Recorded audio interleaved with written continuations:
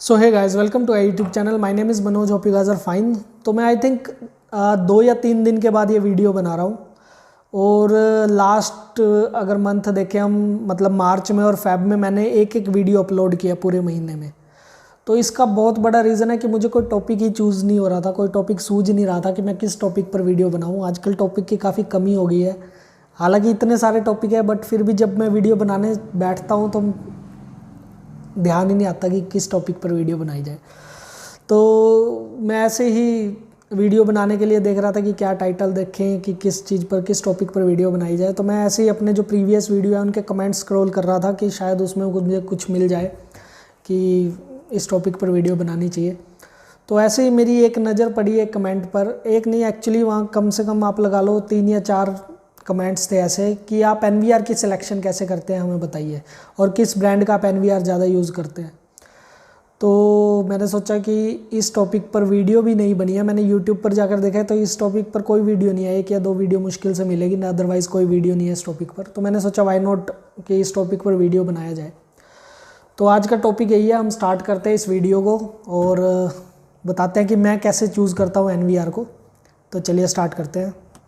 So guys, NVR को choose करने के लिए देखिए, सबसे पहले मैं आपको बताता हूँ NVR होता क्या है। I think most of the आप लोगों को पता ही होगा, बट फिर भी एक ब्रीफ के लिए मैं आपको बताता हूँ। देखिए, NVR is a network video recorder.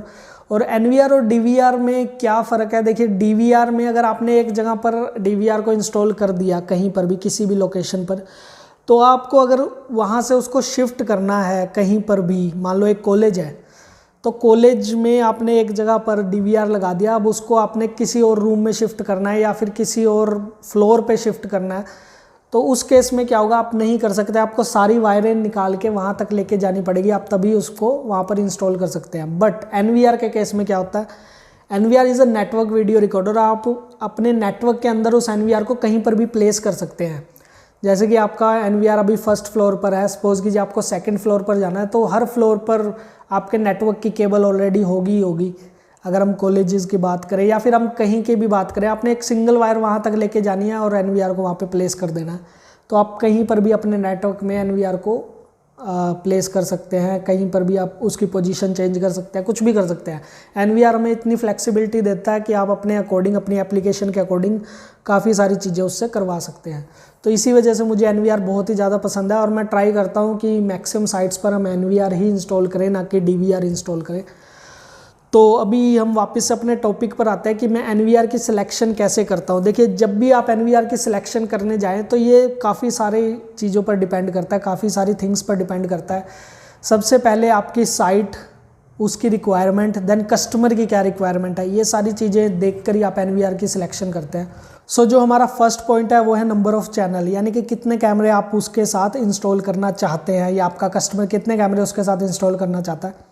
तो अगर तो आप किसी बड़ी जगह पर अपना NVR इंस्टॉल कर रहे हैं, यानी कि कोई स्कूल हो गया, कॉलेज हो गया, या फिर कोई इंडस्ट्री होगी, कोई कंपनी होगी, तो वहाँ पर आपको सिर्फ अभी के सिनेरियो के हिसाब से नहीं NVR को सिलेक्ट करना है, अपने फ्यूचर एस्पेक्ट्स को भी देखना है। फ्यूचर में क्या एक्सपेंशन होगी उसको भी देखना है, मॉडिफिकेशन क्या होगी उसको भी देखना है। उसके अकॉर्डिंग ही आपको NVR की सिलेक्शन करनी है। तो आप कस्टमर से भी पूछ सकते हैं और अपने अकॉर्डिंग भी आप सिलेक्ट कर सकते हैं। तो हम भी ऐसे ही करते हैं। तो नॉर्मली देखिए, जैसा कि आपको पता है कि कितने चैनल के NVR आते हैं, 4 चैनल, 8 चैनल, 16, 32, 64 और 128, तो ऐसे चलता रहता है। तो उसके अकॉर्डिंग आपको NVR को सिलेक्ट करना है। तो फर्स्ट ऑफ ऑल तो हो गया नंबर ऑफ़ चैनल। तो जो सेकंड पॉइंट है हमारा, सेकंड पॉइंट है कैपेसिटी। देखिए, जब भी आप कैमरे लगाओगे तो उसका मेन पर्पज़ क्या होता है, उसको रिकॉर्ड करना, क्योंकि रिकॉर्डिंग ही सबसे ज़्यादा ज़रूरी है, इसीलिए हम कैमरे लगाते हैं। लाइव में बहुत कम लोग देखते हैं कैमरे, सभी बाद में कुछ भी अगर मिस हैपनिंग होता है उसके बाद ही कैमरे की रिकॉर्डिंग चेक करते हैं। तो आपने रिकॉर्डिंग पर बहुत ही ज़्यादा ध्यान देना है। तो आपने देखना है कितने कैमरे वहाँ पर इंस्टॉल होंगे और कस्टमर को कितने टाइम की जो रिकॉर्डिंग है वो रिक्वायरमेंट है। जैसे आपका 15 दिन की होगी, देन 1 मंथ की, 3 मंथ्स की। तो नॉर्मली मैक्सिमम जितनी भी इंडस्ट्रीज़ होती है वो 3 मंथ्स का डाटा लेके चलती है। तो उसके अकॉर्डिंग ही आपने अपने कैमरे को NVR को सिलेक्ट करना है। तो ये देखना है आपने कि आपका NVR कितने TB तक की हार्ड डिस्क को कंपैटिबल कर सकता है। अब ऐसा ना हो कि आपका जो हार्ड NVR है वो 6 TB तक की हार्ड डिस्क को कंपैटिबल कर सकता है, 6 TB तक की हार्ड डिस्क आप उसमें लगा सकते हैं, बट जो आपकी रिक्वायरमेंट है वो 6 TB से ज़्यादा की है, तो उसके अकॉर्डिंग आपने डबल SATA को सिलेक्ट करना है। या फिर NVR में भी मैक्सिमम कैपेसिटी 10 TB तक आती है, तो आपने फ्यूचर्स एस्पेक्ट्स को ध्यान में रखकर अपने NVR को सिलेक्ट करना है, कितनी कैपेसिटी की आपको हार्ड ड्राइव उसमें लगानी है और कितनी हार्ड ड्राइव लगानी है, तो उसके according he number of SATA मतलब नंबर ऑफ़ हार्ड डिस्क आप इंस्टॉल कर सकते हैं, उसके अकॉर्डिंग आपने NVR को सिलेक्ट करना है। तो ये 2 पॉइंट काफ़ी कॉमन पॉइंट है, मोस्ट ऑफ दी जितने भी लोग हैं वो इन चीज़ों को ध्यान में ज़रूर रखते होंगे। बट अगर हम थर्ड पॉइंट की बात करें तो थर्ड पॉइंट है आपका बैंडविड्थ। तो बैंडविड्थ बहुत ही ज़्यादा इंपॉर्टेंट है। जैसा कि आपको पता होगा NVR में इनकमिंग बैंडविड्थ और आउटगोइंग बैंडविड्थ दोनों ही बहुत ही मेजर रोल प्ले करती है। तो जो इनकमिंग बैंडविड्थ है या फिर आउटगोइंग बैंडविड्थ है, ये आपने ध्यान में रखना है NVR को सिलेक्ट करते हुए कि कितने Mbps की बैंडविड्थ आपको चाहिए। तो नॉर्मली जो हमारा NVR स्टार्ट होता है वो 40 Mbps की बैंडविड्थ से शुरू हो जाता है, देन 40 के बाद 80 आती है, देन 160 आती है, 320 आती है। तो आपने देखना है कि कितने मेगापिक्सल के आपने कैमरे उस पर इंस्टॉल करने हैं और कितने कैमरे उस पर इंस्टॉल करने हैं, उसके अकॉर्डिंग बैंडविड्थ को आपने कैलकुलेट करना है। तो अगर मैं आपको एग्जांपल दूं, अगर आपके 2 मेगापिक्सल के कैमरे हैं तो नॉर्मली अगर वो 2 Mbps की बैंडविड्थ लेते हैं तो आपने देखना है कि आपका अगर यहाँ पर 8 कैमरे लग रहे हैं तो 8 कैमरे अगर 2 Mbps की बैंडविड्थ लेते हैं तो 16 Mbps हो गए, और अगर आपका 40 Mbps का NVR है तो सफिशेंट है। तो छोटी साइट पर इतनी प्रॉब्लम नहीं आती 4 कैमरे 8 कैमरे में। जब आप 16 कैमरे 32 कैमरे इंस्टॉल करते हैं तो आपको बैंडविड्थ का ध्यान देना बहुत ही ज़्यादा इंपॉर्टेंट है, अदरवाइज़ आपको लैगिंग की प्रॉब्लम आएगी और पिक्चर रुक रुक कर चलेगी, तो वो आपको इतना मज़ा नहीं आएगा उसमें और कस्टमर को भी इतना मज़ा नहीं आएगा। तो आपने NVR की सिलेक्शन के टाइम पे बैंडविड्थ का ध्यान जरूर रखना है। तो ये 3 पॉइंट आपके हो गए। उसके बाद अगर हम 4th पॉइंट पर जाए तो 4th पॉइंट है हमारा रेजोल्यूशन के रिगार्डिंग। तो जैसा कि आप लोग जानते हैं आजकल 4K रेजोल्यूशन चल रही है, जितने भी हमारे DVR या फिर NVR आ रहे हैं लेटेस्ट जितने भी आ रहे हैं सब 4K पर ही आ रहे हैं। थोड़े से एक्सपेंसिव ज़रूर है, बट अगर 4K आप अफोर्ड कर सकते हो 4K रेजोल्यूशन तो उससे बेटर कुछ भी नहीं है।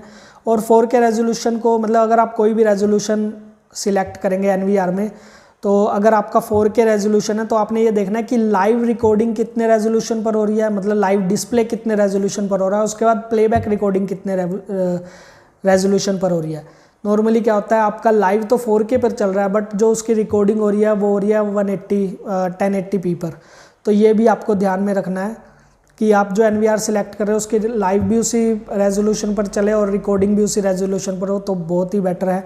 बट इन केस नहीं हो रही है तो आप अपने अकॉर्डिंग सिलेक्ट कर सकते हैं कि कौन सी आपको बेटर सूट करती है।